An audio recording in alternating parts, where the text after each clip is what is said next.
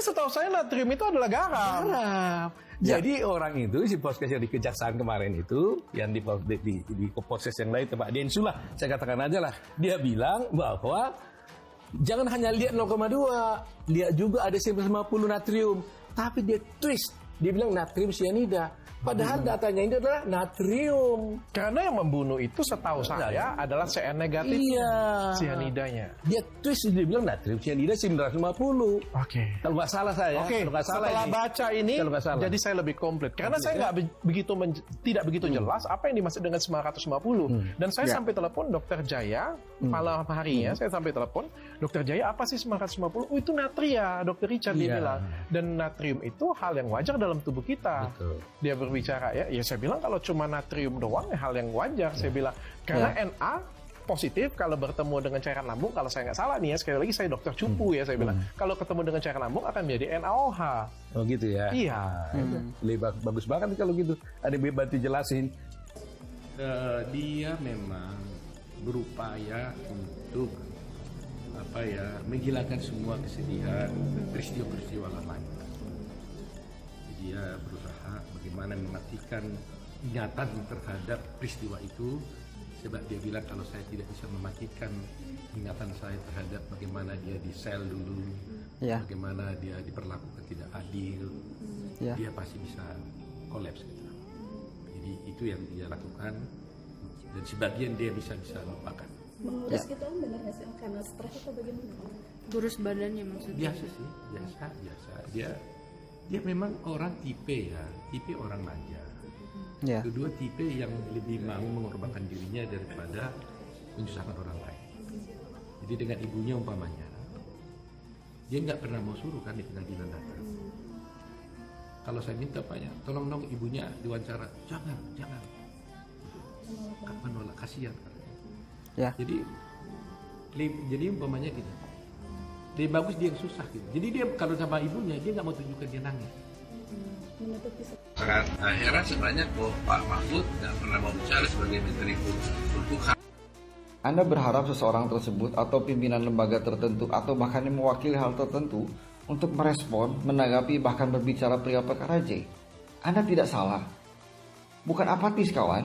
Tidak mungkin kawan seseorang tersebut, pimpinan tersebut, atau bahkan yang mewakili hal tertentu tersebut akan merespon, menanggapi, bahkan berbicara perkara J kawan.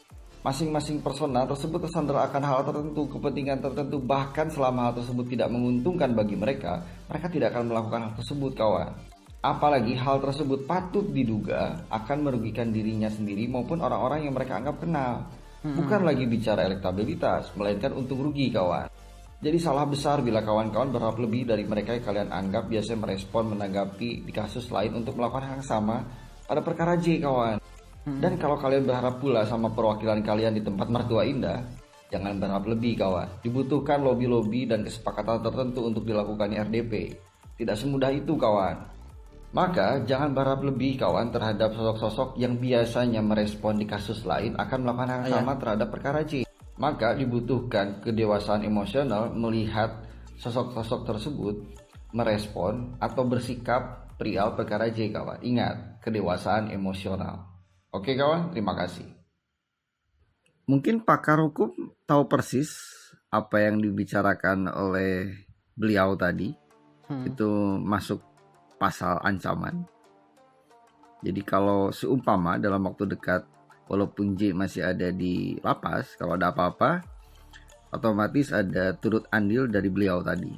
Dan apabila J bebas, dan di luar nanti ada apa-apa dengan J, patut diduga beliau tadi mungkin turut andil. Oke, ingat, yang tadi termasuk pasal ancaman. Mungkin pakar-pakar hukum tahu apa yang dibicarakan oleh beliau tadi. Terima kasih. Dan ini TV saya minta ya bantulah, bukan untuk saya, tapi memang negeri.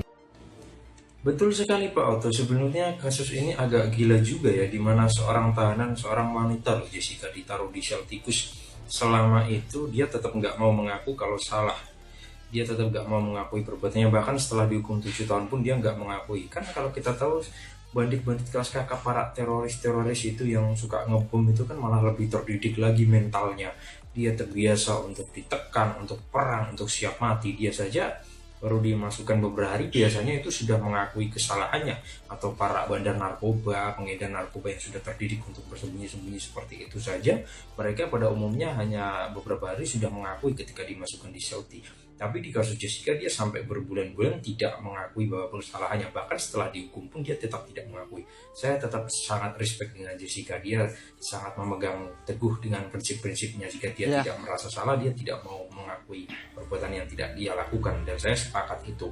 Dan dia juga diminta untuk mengajukan gerasi juga nggak mau mengakui kesalahannya.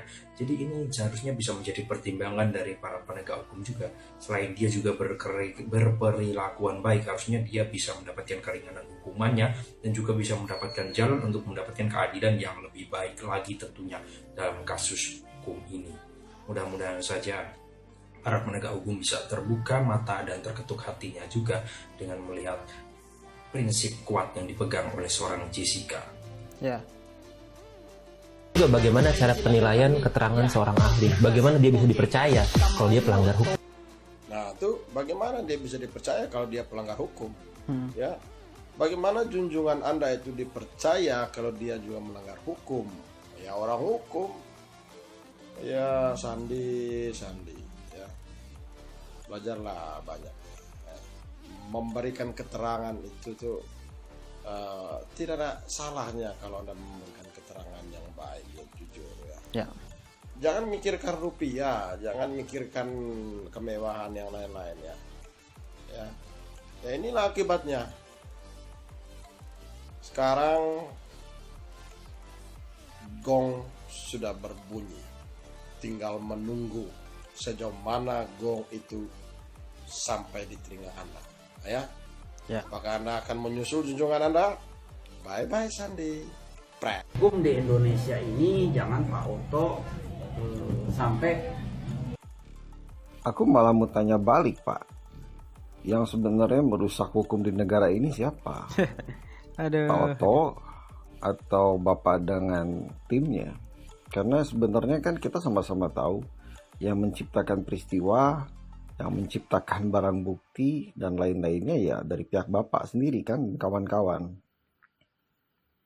Karena faktanya demikian, kawan. Jadi harusnya pertanyaan itu adalah pertanyaan untuk Bapak dan kawan-kawan sendiri, bukan terhadap Bang Oto ataupun dan tim lawyer lainnya. Karena tidak mungkin segitu banyak lawyer bersuara dan bereaksi dengan apa yang terjadi di perkara